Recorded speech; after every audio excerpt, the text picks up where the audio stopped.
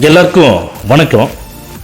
இந்த பதிவில் எதை பற்றி பார்க்க போகிறோம்னா, அதாவதுங்க தளபதி விஜய் அவர்களை மக்களை சந்திக்க விடாமல் இந்த திமுக ஆளுங்கட்சி என்னென்ன தடைகள் போட்டாலும், எந்த மாதிரியான கஷ்டத்தை கொடுத்தாலும், ஆனால் விஜய் அவர்கள் மக்களை சந்திச்சே ஆவார் அப்படிங்கிறதுல எந்த ஒரு மாற்றம் கிடையாது.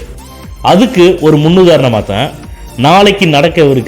நாளை காலையில் காஞ்சிபுரம் மாவட்டத்தில் ஜேபிஆர் தொழில்நுட்ப கல்லூரியில் 2000 பேர் மக்களை விஜய் அவர்கள் சந்திக்கிறாங்க.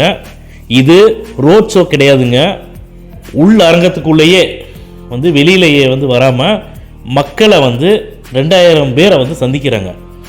இந்த சந்திப்பு எப்படின்னா, இந்த 2000 பேருமே காஞ்சிபுரம் மாவட்டத்தை சேர்ந்தவங்க. அவங்களுக்கு QR கோடு மூலமாக அனுமதி வழங்கப்பட்டு, அது QR குறியீடு இருந்தால் மட்டும்தான் அவங்க உள்ளே விடுறாங்க. அப்படி இல்லைன்னா அவங்கள யாரும் அனுமதிக்க மாட்டாங்க. இதுக்கு விஜய் அவர்கள் மக்களுடைய சந்திப்புக்காக பொதுமக்களும் கழக நிர்வாகிகளும் ஒத்துழைப்பு கொடுக்கணும் அப்படின்னு தலைமை தாவேகா தலைமை கேட்டிருக்காங்க.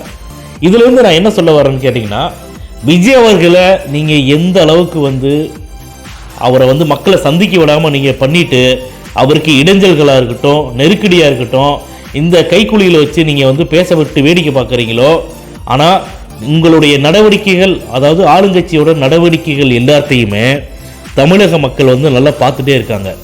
நிச்சயமாக விஜய் அவர்களைத்தான் முதலமைச்சர் தேர்ந்தெடுக்க போகிறாங்க. அதில் எந்த ஒரு மாற்றம் கிடையாது. இதை ஏன் நான் திரும்ப பதிவு பண்ணிகிட்டே இருக்குன்னு கேட்டிங்கன்னா, 2011 வருஷத்தை திமுக ஆளுங்கட்சி மறக்கக்கூடாதுங்கிறத நான் ஒரு சொல்லி வைக்கிறேன். ஏன்னா 2011 வருஷம் எதிர்கட்சியாக கூட திமுகவை வர சொல்லி விடலை. தமிழக மக்கள் அவ்வளோ தூக்கி எறிஞ்சாங்க. தூக்கி வீசப்பட்ட ஒரு கட்சி தான் திமுக. ஆனால் அதுக்கு பின்னாடி வந்த அதிமுக 10 வருடங்கள் ஆட்சி பண்ணினாங்க. அவங்களுடைய ஆட்சியில் என்னென்னலாம் பண்ணினாங்க, ஜெயலலிதா அம்மா இறந்த பிற்பாடு ஆட்சி பதவிக்கும் பணத்துக்கும் என்னென்ன அராஜகம் பண்ணனாங்கிறத மக்கள் அமைதியாக வேடிக்கை பார்த்தாங்க. திரும்பவும் வேற ஆப்ஷனே இல்லாமல் 2021 திமுகவை தேர்ந்தெடுத்தாங்க. இதுதான் நடந்துச்சு. ஆனால் இப்போ மிகப்பெரிய ஒரு ஆப்ஷனாக விஜய் மக்களுக்கு சேவை செய்யறதுக்காக அரசியல் கட்சி ஆரம்பித்து வந்துட்டாங்க. இனி வேற எந்த ஆப்ஷனும் போக மாட்டாங்க. 2026 சட்டமன்ற தேர்தலில் விஜய் அவர்களைத்தான் முதலமைச்சர் ஆக்குறதுல மக்கள் ரெடியாக இருக்காங்க, தமிழக மக்கள் எல்லாருமே. அதனால் விஜய் அவர்களை நீங்கள் என்னதான் தடை பண்ணுங்க, அவர் மக்களை சந்திச்சுட்டே இருப்பார். உங்களால் எதுவுமே பண்ண முடியாது. உங்களுடைய பவர் முடிஞ்சு போச்சு, அவ்வளோதான். இனிமே தமிழ்நாட்டுக்கு விஜய் தான் முதல்வர்.